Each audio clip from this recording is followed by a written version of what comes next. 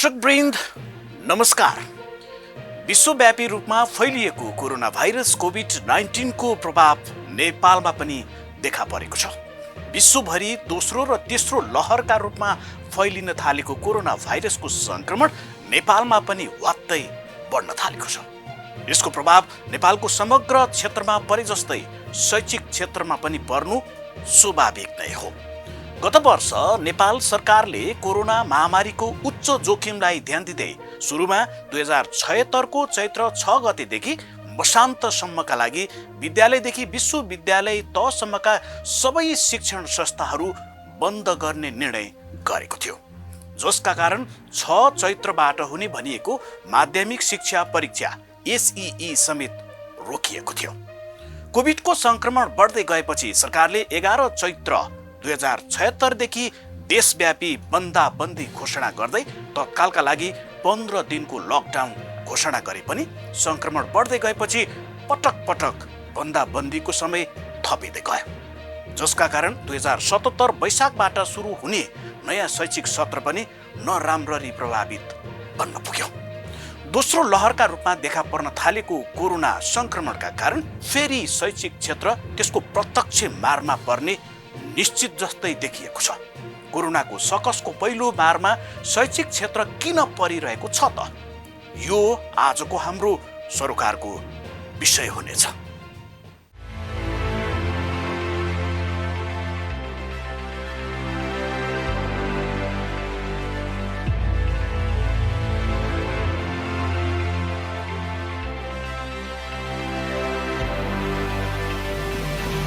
बन्दाबन्दी सुरु भएको 3 महिनासम्म पनि सरकारले वैकल्पिक कक्षा सञ्चालनको कुनै योजना तथा खाका ल्याउन सकेन। यो अवधिमा सरकारसँग न त कुनै योजना नै थियो, न त उसले यसको वैकल्पिक व्यवस्थापन नै गर्न सक्यो। यद्यपि धेरैजसो निजी विद्यालयले बन्दाबन्दीकै अवधिमा अनलाइन कक्षा सञ्चालन गरेर सिकाइ प्रणालीलाई निरन्तरता दिने काम गरेका थिए। 3 महिनापछि बन्दाबन्दीलाई खुकुलो बनाउँदै लगेसँगै सरकारी तथा निजी कार्यालय, सवारी साधन र पसलहरू बिस्तारै खुल्दै गएका थिए। शिक्षण संस्थाहरू भने कहिले खुलाउने भन्ने बारे लामो समयसम्म सरकार अलमलमा नै रुमलियो। सरकारले 2077 जेठको अन्तिमतिर वैकल्पिक विधिबाट पढाउने गरी सिकाइ सहजीकरण निर्देशिका ल्याएर विद्यालयको पठन पाठन सञ्चालन गर्ने बाटो खुलायो। त्यसपछि पनि विभिन्न निर्देशिका जारी गरेर वैकल्पिक पठन पाठनलाई निरन्तरता दिन निर्देशन दियो। त्यसैगरी स्थानीय सरकारलाई स्थिति विश्लेषण गरी विद्यालय सञ्चालन गर्ने अधिकार दिइएको थियो। तर व्यावहारिक रूपमा भने झण्डै 10 महिनापछि मात्र विद्यालयहरू सुचारू भएका थिए। यसले दीर्घकालीन रूपमा समेत नेपालको समग्र शैक्षिक क्षेत्रलाई नराम्ररी प्रभाव पारेको छ। जब अभिभावक पनि घरमा बसिरहेका छ, विद्यार्थी पनि घरमा बसिरहेका छ, अभिभावक बाहिर कुनै काम गरेर चाहिँ कमाएर ल्याउन सक्ने समय अवस्था छैन, त्यो बेला संस्थागत विद्यालयहरूले शुल्क माग्न थाल्नुभयो। हाम्रा त शिक्षक शिक्षिकाहरू पाल्नुपर्छ, हामीलाई चाहिँ शुल्क त चाहियो भनेर भन्न थाल्नुभयो। यताबाट अभिभावकहरू घरबाट निस्किन सकेका छैनन्, उनीहरूले कहाँबाट लिएर आएर चाहिँ ती स्कुलको शुल्कहरू बुझाउने। विद्यार्थी पनि घरमा बसिरहेका छ, अभिभावक पनि घरबाट निस्किन सकेका छैन। राज्यले बाहिर निस्क्यो भने समातेर दण्ड गर्ने, सजाय गर्ने सक्ने अवस्थामा पुगेको बेलामा त्यो बेलामा पैसा बुझाउन आऊ भन्ने किसिमका सर्कुलरहरू हुन थाले भनेपछि यसमा टोटल्ली हाम्रो हिसाबले हेर्दाखेरि राज्य फेलियर जस्तो देखियो। यत्रो बालबालिकाहरूलाई अध्ययन गराउने 80-85 लाख विद्यार्थी पढाउने संस्थागत क्षेत्रलाई इग्नोर गरेर चाहिँ राज्य अगाडि बढेको जस्तो देखियो। कुनै किसिमको राहतका कुराहरू आएन। पछिल्लो बजेटका कुराहरू आए। बजेटको कुराहरूमा संस्थागत विद्यालयले हामी ऋण तिर्छौँ, हामीलाई ऋणको रूपमा दिनुहोस् न, हामी अहिले विद्यार्थी अभिभावकहरूलाई मारमा पार्दैनौँ, हामीलाई केही तपाईँहरूले चाहिँ ऋण स्वरूप पैसा दिनुहोस् भन्दाखेरि राज्यले सम्बोधन गर्न सकेन। किन भन्नुहुन्छ भने शिक्षामा यस्ता कोषहरू छन् जुन कोष 5-6 अरब रुपियाँ दाम कहिले पनि खर्च हुँदैन, त्यो शीर्षकमा त्यतिकै राखिन्छ मात्रै। त्यो पैसा मात्रै सम्बोधन गरिदिएको भए सायद अभिभावक विद्यार्थीहरूलाई त्यतिको मार पर्ने थिएन कि। यो सबै मैले तपाईँलाई कुरा गरिराखेको राज्य नितान्त चाहिँ कुनै पनि समस्याको समाधान गर्नेतर्फ होइन कि मुख दर्शक भएर हेरियो। विगतमा कोभिड-19 का कारण नेपालको समग्र शैक्षिक क्षेत्रलाई प्रभाव पारे जस्तै दोस्रो लहरका रूपमा देखा पर्ने संकेत आउँदै गर्दा यसले दीर्घकालीन रूपमा पार्ने असर गम्भीर हुन सक्ने संकेत पनि देखिएको छ। यस विषयमा सरकारले अझै पनि गम्भीरतापूर्वक तयारी गरेको देखिँदैन। यदि कोरोना भाइरसको संक्रमण पुनः दोहोरियो भने विगतको भन्दा पनि भयावह हुन सक्ने आकलन विज्ञहरूले गरिरहेका बेला विद्यार्थी र अभिभावकहरू भने अझै अन्योलमा परिरहेका छन्। दोहोरो मारमा परिछन् अभिभावकहरू। विद्यार्थीको समस्या, आफ्ना बालबच्चाको समस्या त आफ्नो ठाउँमा छ, घरको आफ्नै जीवनयापन पनि कसरी गर्ने भन्ने समस्या पर्यो नि। त्यसमाथि तपाईँलाई पनि यो कुराहरूको ज्ञान छ। धेरै जस्तो विद्यार्थीका सहर केन्द्रित विद्यार्थीहरू त गाउँबाटै आएर बसेर पढ्ने हो नि। काठमाडौँभित्र करिब चाहिँ नि 35-40% विद्यार्थी त आउट अफ भ्यालीका दूर दराजबाट आएर पढ्नु बस्नु भएको छ नि त। अभिभावक बसेर छोराछोरीको राम्रो पढाइको लागि राज्यलाई के जिम्मेवारी हुँदैन? न उनीहरूले खानेकुराहरू सरल सुलभ पाए, न आफ्ना बस्नलाई आफ्नो व्यवस्थापन गर्ने कुनै अवस्था मिल्यो। र ती खालका विद्यार्थीहरू त अब अहिले त काठमाडौँमा कमसेकम चाहिँ 30% विद्यार्थीहरू अझ पनि स्कुलमा चाहिँ नि स्कुलको दायराभित्र आउनु भएको छैन। यो अवस्था सिर्जना कसले गर्यो त? राज्यले गर्यो। राज्य हिजो के भनिराखेको थियो, अब हाम्रो स्कुल दायराभित्र बच्चाहरू छैनन् है, बाहिर छैनन् है, जम्मै स्कुलको चाहिँ नि दायराभित्र आइसके भनेर चाहिँ एनाउन्स गर्ने सरकार आज 20% 30% विद्यार्थीहरू चाहिँ स्कुलको घेराबाट बाहिर गए। किनभने राज्यको चाहिँ नि काम गर्ने शैलीको कारणले उहाँहरूले जुन अवस्थामा जुन किसिमको सम्बोधन गर्नु पर्थ्यो, तिनीहरूलाई एउटा आश्वासन दिएर तिनीहरूलाई यहाँ राख्न सक्ने वातावरण सिर्जना गर्नु पर्थ्यो, त्यो गर्न सकेन। नगर्न सकेको पीडा अभिभावकलाई परेन। अहिले तपाईँले भर्खर भन्दै हुनुहुन्छ कि दोहोऱ्याएर फेरि यो चाहिँ कोभिड फर्कियो है। अब दैनिक चाहिँ नि 150, 200, 300 को हाराहारीमा चाहिँ नि कोभिड रोगीहरू देखिन थाले भनेदेखि अब यो अवस्थामा यसको मार कसलाई पर्यो त? अभिभावक नै हुने। कोरोना संक्रमण बढ्दै गएको र अवस्था थप भयावह हुन सक्ने निष्कर्षका साथ कोभिड-19 संकट व्यवस्थापन केन्द्र सीसीएमसी पनि पुगेको छ। यति मात्र होइन, कोरोना भाइरसको उच्च संक्रमण दर देखिएका ठाउँमा तत्काल विद्यालय बन्द नगरे भयावह स्थिति सृजना हुन सक्ने चेतावनी विज्ञहरूले पनि दिन थालेका छन्। जसरी कोरोना संक्रमण नेपालमा पहिलो छाल भित्रिँदै गर्दा हामीले जुन रोकथामका उपायहरू व्यवस्थित गरेका थियौँ, फलस्वरूप विद्यालयमा बच्चा-बच्ची संक्रमण हुनबाट जोगाउनलाई हामीले ठुलो मेहनत गरेका थियौँ र बच्चा-बच्चीहरू जोगिएको अवस्था थियो भने अहिले हामीले स्कुलहरू खोल्यौँ र सावधानी जुन मापदण्ड छ सरकारले तोकेका ती मापदण्डहरूलाई मिच्यौँ हामीले। फलस्वरूप विद्यालयमा पनि बच्चाहरू सङ्क्रमित भए र के हुन्छ भन्दाखेरि यो कोरोना सङ्क्रमण एक्कासी बच्चाहरूमा फैलिने बेलामा के समस्याहरू देखिन सक्छ। जस्तै त्यसै कारणले गर्दा आम सर्वसाधारण र सरकार अहिले मिलेर सँगै कोरोनाको लडाइँमा भाग लिन जरुरी छ। मुख्य कुरा चाहिँ आम सर्वसाधारणले के गर्ने भन्दाखेरि चाहिँ सकेसम्म मापदण्ड पुर्याउने, जहाँ पनि मास्क लगाउने, दूरी कायम गर्ने, हात धुने कुराहरूलाई व्यवहारमा उतार्ने, अनावश्यक भिडभाड नगर्ने, भेन्टिलेटेड रुमहरूमा मात्र आफ्ना कार्यक्रमहरू गर्ने, यो चाहिँ आम नागरिकले गर्नु पर्यो। र आम नागरिकको अर्को दायित्व भनेको कुनै पनि व्यक्ति लक्षण मिल्दाजुल्दा भएका छन् भने ती व्यक्तिहरूले परीक्षणको दायरामा तुरुन्त गइहालौँ, स्वास्थ्यकर्मीहरूको परामर्श अनुसार परीक्षण गराइहालौँ र यदि परीक्षणमा पोजिटिभ आउँछ भने आइसोलेसनमा बसिहालौँ। स्वास्थ्य तथा जनसङ्ख्या मन्त्रालय समेत संक्रमण बढी देखिएका ठाउँका विद्यालय बन्द गर्नुपर्ने पक्षमा छ। केही दिन यता दिनहुँ थपिने संक्रमित मध्ये सरदर 10% बालबालिका छन्। भाइरसको नयाँ भेरिएन्टले समेत यो वर्ग व्यापक रूपमा प्रभावित हुन थालेको विज्ञहरूको भनाइ छ। यो उच्च सतर्कता अपनाउनु पर्ने समय हो। जहाँ संक्रमण धेरै देखिन्छ त्यहाँ तुरन्त विद्यालय बन्द नगरे भयावह स्थिति आउन सक्छ विज्ञहरूले भनेका छन्। केही दिन यता अवस्था खराब हुँदै गएको छ। नयाँ भेरिएन्ट पहिलेको दाँजोमा उच्च संक्रामक र मृत्यु दर समेत बढी गराउने गरी देखिएको छ। विज्ञहरूका अनुसार कोरोना संक्रमण फेरि तीव्र विस्तार भइरहँदा बालबालिकाहरू गत वर्षको दाँजोमा धेरै प्रभावित भइरहेका छन्। कोरोनाको पहिलो लहरमा उनीहरूमा कम प्रभाव देखिएको थियो। लकडाउनका कारण बालबालिका घरमै बस्नु, सामाजिक रूपमा बढी घुलमिल नहुनु र शैक्षिक संस्था पूर्ण रूपमा बन्द रहनुले संक्रमण भयावह हुन नपाएको उनीहरूको भनाइ छ। तर केही महिनादेखि विद्यालय सञ्चालनमा छन्। पहिलेको दाँजोमा बढी संक्रामक र मृत्यु गराउन सक्ने भाइरसको नयाँ भेरिएन्ट आउँदा बालबालिका बढी प्रभावित हुन थालेका हुन्। यद्यपि विद्यालय बन्द भए पनि अनलाइन माध्यमबाट पठन पाठन सञ्चालन मिलाइने सीसीएमसीले पनि भनेको छ। यसअघि स्वास्थ्य मन्त्रालयले पनि विद्यालय बन्द गरेर अनलाइन माध्यमबाट पढाउने गरी निर्णय गर्न सीसीएमसीमा सिफारिस गरेको थियो। अहिलेको संक्रमणको स्थिति र तयारीको विषयमा छलफल भई आम रूपमा सतर्कता अपनाउन समेत सरकारले अपील गरेको छ। यसबाहेक जिल्ला कोभिड-19 संकट व्यवस्थापन केन्द्र DCCMC-लाई अझ बढी सक्रिय बनाउने निर्णय पनि संघीय सरकारले गरेको छ। सीमा नाकाहरूमा सञ्चालनमा आएका हेल्थ डेस्कहरूलाई थप प्रभावकारी बनाउने, एन्टिजेन टेस्टलाई बढाउने, कोभिड संक्रमण भई लक्षण देखा परेका बिरामीलाई अस्पताल भर्ना गर्ने र लक्षण नदेखिएकालाई क्वारेन्टिनमा राख्ने काम गर्ने निर्णय पनि बैठकले गरेको छ। यसबाहेक कुनै पनि क्षेत्रबाट स्वास्थ्य मापदण्ड पालना नभई अटेरी रूपमा सञ्चालनमा आएको पाइए कडा कदम चाल्नुपर्ने अवस्था आउन सक्ने सरकारको भनाइ छ।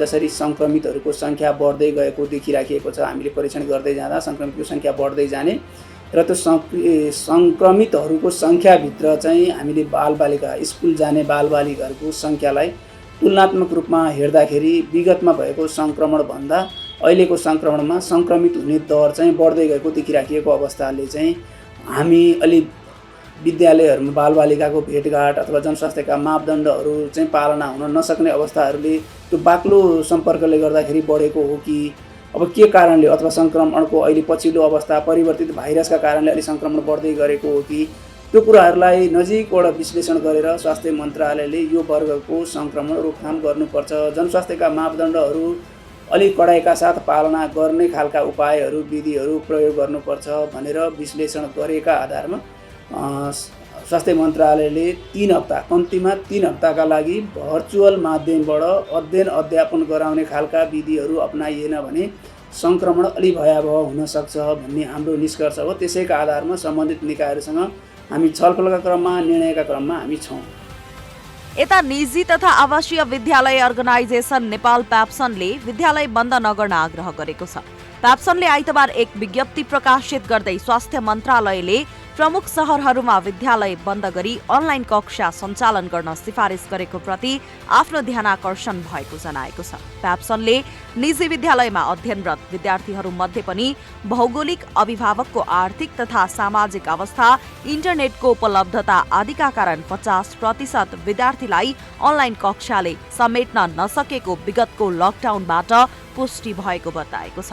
प्याप्सनले स्वास्थ्य मापदण्डलाई कडाइका साथ पालना गरी विद्यालय सञ्चालन गर्नुपर्ने जनाएको छ। उसले संक्रमण बढेर विद्यालय बन्द गर्नुपर्ने अवस्था आए सम्बन्धित विद्यालय वा पालिकामा मात्र केही निश्चित समय विद्यालय बन्द गरे पनि अन्य ठाउँमा स्वास्थ्य मापदण्ड सहित विद्यालय सञ्चालन गर्नुपर्ने माग राखेको छ। हामीले स्थानीय सरकारलाई विद्यालयको सन्दर्भमा कुरा गर्ने भने यो स्थानीय सरकारले जिम्मा दिने, जुन व्यक्तिलाई हो त्यसको आसपास त्यो विद्यालयमा के गर्ने, जहाँ भएको छैन त्यहाँ के गर्ने। काठमाडौँको रत्न पार्कमा समस्या आयो भने काँडाघारीमा त आउँदैन होला नि त। यसको कारणले त्यहाँ चाहिँ प्रभावित हुनुपर्ने हामीले कृत्रिम प्रभाव किन पार्न खोजिरहेका छौँ? हामी साना साना कुरामा यति धेरै अत्तालिन्छौँ, सरकार त्यसै अत्तालिएर चाहिँ हामी चाहिँ कति न गम्भीर भएको जस्तो, तर त्यसको प्रभाव चाहिँ नकारात्मकता ज्यादा पैदा हुने स्थिति किन सृजना गर्ने? त्यो तर्फबाट हामीले माइक्रो लेभलको म्यानेजमेन्ट हामीले हेर्नुपर्छ भन्ने मेरो एउटा सुझाव। त्यो स्थानीय सरकारले दिनुपर्छ। स्थानीय सरकारले कुन ठाउँमा प्रभाव पर्यो र कुन ठाउँमा परेन भन्ने कुरा निर्णय गर्छ। हिजो कोभिडको एकदम क्लाइमेक्समा पुग्दाखेरि हामीले देख्यौँ त होइन, नारा जुलुस सडकमा नेताहरूले उतार्नुभयो, हजारका जुलुसहरू निक्ले होइन, त्यहाँ कोभिड नलाग्ने अनि हेल्थ प्रोटोकललाई मेन्टेन गरेर स्कुलले सावधानी अपनाएर पढाइ गर्दाखेरि अनि बालबालिकालाई शिक्षा सिकाइबाट वञ्चित गर्नुपर्ने यस्ता कुराहरू आयो भने यो स्वीकार्य हुँदैन। यो स्वीकार्न हामी तत्पर छैनौँ। तर कुरो के हो भने स्वास्थ्यको विषयमा हामी पनि संवेदनशील छौँ। बालबालिकाको स्वास्थ्य सबभन्दा पहिलो प्राथमिकताको विषय हो। त्यसकारण हामी के भन्छौँ भने अहिले त हाम्रो कानुन विधिले सबै कुराले स्थानीय निकायले सबै जिम्मेवारी दिइसकेपछि यदि त्यस्तो समस्या आउँछ भने विद्यालयमा आउँछ भने विद्यालयले स्थानीय निकायलाई जानकारी गराउँछ र तत्त विद्यालयहरू बन्द हुन आवश्यक छ। त्यो विद्यालय चल्नु हुँदैन होइन। र समग्र नेपालकै विद्यालयहरू बन्द गर्ने भन्ने कुरोले लास्ट इयर पनि निकै ठुलो प्रभाव पार्यो। अब भर्खरै हामी तङ्ग्रिँदै गरे अवस्थामा फेरि हल्ला मचाएर विद्यालय बन्द गर्नु र बालबालिकालाई शिक्षण सिकाइबाट वञ्चित गर्नु भने यो राम्रो कुरो होइन। मुलुकभर कोरोना संक्रमणको वृद्धि दर एकनासको नभएको यथार्थलाई समेत मध्यनजर गरी अत्यन्त आवश्यक भए सम्बन्धित विद्यालय अथवा सम्बन्धित पालिकामा मात्रै केही निश्चित समयका लागि मात्रै प्रतिबन्धात्मक व्यवस्था गरी अन्य ठाउँमा सहज रूपमा शैक्षिक संस्थाहरू स्वास्थ्य सावधानीका उपायहरू अवलम्बन गरी सहज तरिकाले सञ्चालन हुने वातावरण सृजना गरिदिनु हुन नेपाल सरकार समक्ष माग गर्दछौं। प्याप्सनका अध्यक्ष टीकाराम पुरी र महासचिव कुमार घिमिरेद्वारा जारी विज्ञप्तिमा भनिएको छ। पछिल्लो समय विद्यालयहरू अघिल्लो लकडाउनपछि शिक्षा मन्त्रालयले जारी गरेको कार्यढाँचा अनुसार सञ्चालन भएको भन्दै प्याप्सनले थप सावधानी अपनाउन आग्रह गरेको छ। आवश्यकता अनुसार शैक्षिक संस्थाहरूमा तातो पानी, स्वास्थ्यकर्मी, सेनिटाइजर, आइसोलेसन कक्ष, भौतिक दूरीको व्यवस्थापन गरी सम्बन्धित निकायको सहयोग र समन्वयमा काम गर्नु उपयुक्त हुन्छ विज्ञप्तिमा भनिएको छ। त्यस्तै प्याप्सनले विद्यालयमा कार्यरत शिक्षक तथा कर्मचारीलाई खोपको व्यवस्था गर्न समेत माग गरेको छ। विगतमा पनि लकडाउनका बेला वैकल्पिक शिक्षा प्रदान गर्ने हेतुले अनलाइन कक्षा सञ्चालनमा आएको थियो। तर सूचना प्रविधिको सबैतिर सहज पहुँच नपुग्दा शहरी र ग्रामीण क्षेत्रका बालबालिकामा शिक्षामै पनि प्रत्यक्ष रूपमा विभेद भएको स्पष्ट रूपमा देखिएको थियो। एउटा वर्ग चाहिँ अलि सूचना प्रविधिको चाहिँ नजिक धेरै पुगेको छ। all the institutions they are conducting under the policy of government हैन, सबै चाहिँ गभर्नमेन्टको पोलिसी अन्तर्गत नै कन्डक्सन भइराखेको अवस्था भने गभर्नमेन्टले त्यहाँ चाहिँ रेगुलेट गरिदिनु पर्यो के। गभर्नमेन्ट चाहिँ अलिकति एक्टिभली एग्रेसिभली एजुकेसन सेक्टरलाई कसरी हाउ टु ब्यालेन्स इट हैन, सबैको लागि शिक्षा त समान हुनु पर्यो नि। र मैले अर्को कुरा यहाँलाई जानकारी गराएँ, इभन विकसित मुलुकहरूमा एउटा ट्रेन्ड के देखिन्छ भने प्राइभेट स्कुल भन्दा पनि पब्लिक स्कुल उहाँहरूको फर्स्ट चोइस हुन्छ हैन। त्यसको कारण के हो त भन्दाखेरि त्यहाँ चाहिँ गभर्नमेन्टले एकदमै एग्रेसिभली त्यसलाई चाहिँ टेक ओभर गरेको छ, काँध हालेको छ र यो प्रवृत्ति यहाँको चाहिँ शिक्षा सेक्टरमा पनि आउनुपर्छ जस्तो मलाई लाग्छ। स्टिल यो चाहिँ कन्टिन्यू हुँदै जाने र यसले एउटा ठुलो ग्याप क्रिएट गरिदिने, अलिकति यो प्राइभेट इङ्ग्लिस मिडियम अलिकति टेक्नोलोजी फ्रेन्डली स्टुडेन्टहरू भोलि पास आउट भएपछि सबै देशभन्दा बाहिर गइदिने। बाहिर मात्रै गइदिए त समस्या थिएन, अरू देशहरूमा के छ एउटा ट्रेन्ड भने बाहिर जान्छ, एजुकेसन लिन्छ, त्यहाँको स्किलहरू लिन्छ, फर्केर आफ्नो कन्ट्रीमा आउँछ, त्यसलाई चाहिँ उत्पादनमा प्रोडक्सनमा लाउँछ, प्रोडक्सनमा लगाइसकेपछि देशको इकोनोमी बढ्छ, त्यहाँको एजुकेसन सेक्टर बढ्छ, हेल्थ सेक्टर बढेर आउँछ र ओभरअल देश चाहिँ ग्रोथमा जान्छ हैन। हाम्रोमा चाहिँ एउटा विडम्बना के देखिन्छ भने तर यसलाई चाहिँ प्र्याक्टिकलमा लैजानको लागि अन्ततः हजुरलाई मैले भन्छु सरकार नै हो निकाय, किन सबै इन्स्टिट्युसनहरू त सरकारको कन्ट्रोलमा छ नि त।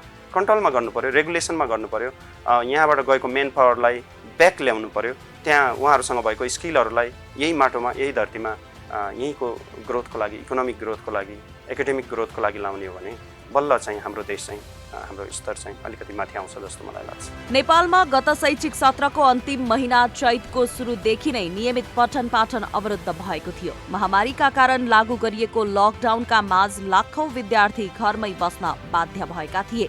शहरी क्षेत्रका कतिपय निजी विद्यालयहरूले वैशाखदेखि नै अनलाइन कक्षा सञ्चालन गरेका थिए भने सरकारले पनि असाढ 1 गतेदेखि लागू हुने गरी सबै विद्यार्थीका लागि दूर तथा खुला शिक्षाको अवधारणा अगाडि सारेको थियो। तर दूर तथा खुला शिक्षाको विधिको प्रयोग कतिको प्रभावकारी हुन्छ, यसले विद्यालय जान नपाएका सबैलाई समेट्न सक्छ। नेपालमा करिब 1/4 विद्यार्थी निजी विद्यालयमा पढ्ने गरेको बताइन्छ भने गुणस्तरका हिसाबले सामुदायिक विद्यालय अझ ग्रामीण क्षेत्रमा पढ्ने विद्यार्थी कमजोर हुने गरेको पाइन्छ। त्यसैले सबै विद्यार्थीले समान रूपमा यस्ता वैकल्पिक शैक्षिक विधिको उपयोग गर्न नसक्ने चिन्ता पनि कतिपयले गरेका छन्। त्यसो त संयुक्त राष्ट्र संघको बालबालिका सम्बन्धी निकाय युनिसेफ तथा सेभ द चिल्ड्रेनले नेपालको हकमा अनलाइन शिक्षाले विद्यमान असमानता अझै बढाउने चेतावनी दिएको थियो। कोभिड-19 को कारणले विद्यालयहरू बन्द भएर कक्षाहरू इन्टरनेट मार्फत अनलाइन सञ्चालन भइरहेको अवस्थामा गुणस्तरीय इन्टरनेटको सुविधा नभएका वा इन्टरनेटमा पहुँच नै नभएका अत्यन्तै गरिब, वञ्चितीकरणमा परेका र ग्रामीण बालबालिकालाई अत्यन्तै असुविधा भएको विगतको उदाहरणले पुष्टि गरेको थियो।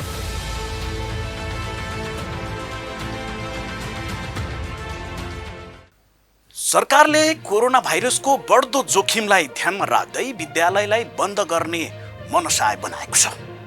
देशको वैकल्पिक व्यवस्थापनमा उसले सूचना र प्रविधिको माध्यमबाट विद्यार्थीहरूको अनलाइन कक्षाबाट पठन पाठन गराउन सकिने अवधारणा पनि अगाडि सारेको छ।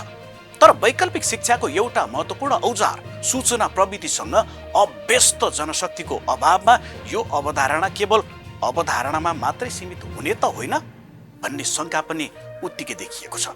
अझै पनि अधिकांश शैक्षिक संस्थामा अध्यापन गराउने शिक्षक शिक्षिका र विद्यार्थीहरू नै सूचना प्रविधिको पहुँचबाट टाढा रहेका दृष्टान्त हामीले विगतमा पनि भोगेका हौँ।